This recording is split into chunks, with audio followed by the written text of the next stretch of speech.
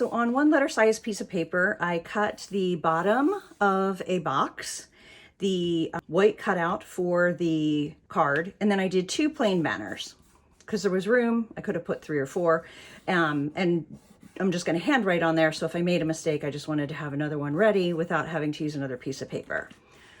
So you're just going to gently lift that off, fold down so it starts to pop up. The reason I'm showing you this part is I want to show you taking the main card off. You just want to go very slowly because there are some thin spots that you want to make sure don't rip, mostly at the bottom of that ring and at the top of the diamond, which mine caught a little bit. So you want to make sure you're very careful to not rip that part or that part. Then that's just going to be scrap, and then you're just going to push out anything that didn't come out. Now we're going to assemble the card. It is basically 4 pieces: the background, the main design that includes the money holder, and then the 2-part banner. So I put it on black so you can see it. I like to have that background banner just flat, and then the message popped up. And this bundle comes with 3 different messages: congratulations for the future misses, best wishes, or plain if you want to just write your own message, or maybe, love mom, or whatever you want to do on there. So the first thing I'm going to do is I'm just going to use double-sided tape and tape.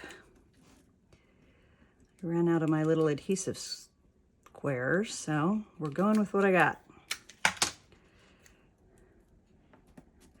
Okay, and now I'm going to make sure that I have it angled the same way as the writing so that it layers properly. And then I'm going to put it down here on the bottom under the tabs for the money. Now, the next thing is you need to fold these up before you start putting it all together and using pop dots. I learned that the hard way. I hadn't folded it up one time, and then it was really hard to do at the end.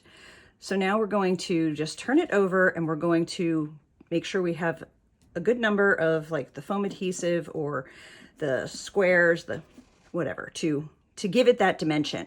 Make sure you put it inside here because that's kind of thin. So we want to make sure we're supporting that space.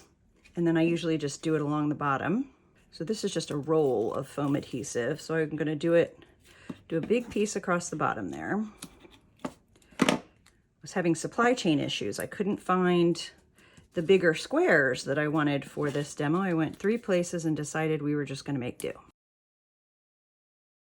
All right, so there's not a ton of rhyme or reason to where I put those, but there's a little bit. You want to make sure you're supporting the parts of paper that might move a little bit more. So definitely supporting the inside of the ring, support the edge of the diamond cutout, support the center of where the money goes, and then kind of around the edges.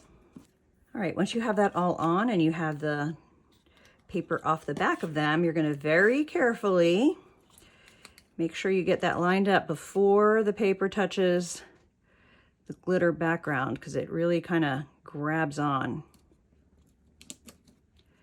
And then just gently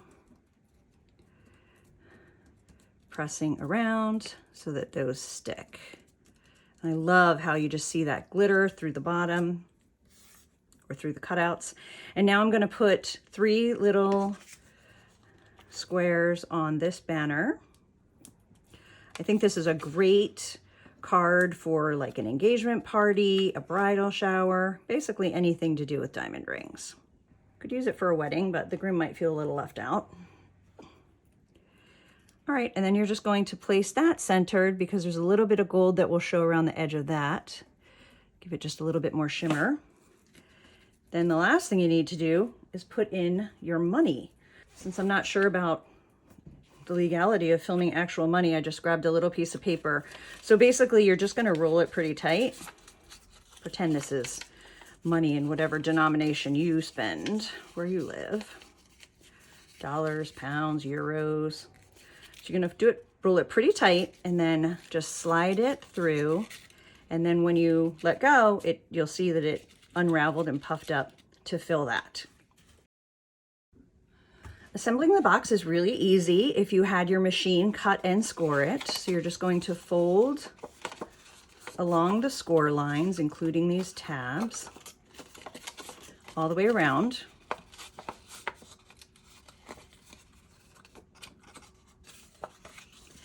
And then you're going to put your favorite adhesive on the insides of these. I'm just going to use my double stick tape again. You can use glue, you can use like scrapbooking adhesive, you can use roller adhesive, whatever you want. Just something sticky.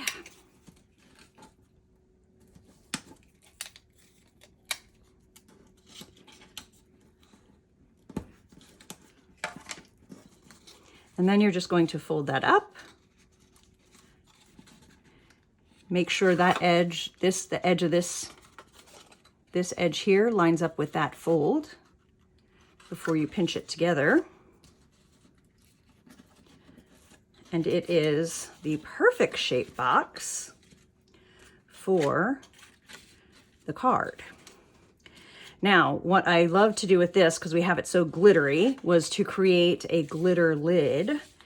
It's a lot harder to get the glitter to stick. So I tried the double stick tape, didn't work.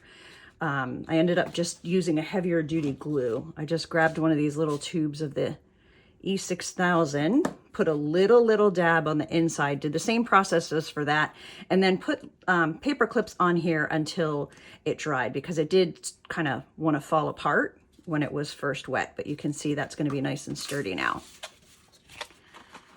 And look how amazing that is for a wedding or bridal shower, engagement party. Add a little bow and it's good to go. And again, my the box template comes with all of my money holders, whether they're paper cut like this or a printing cut.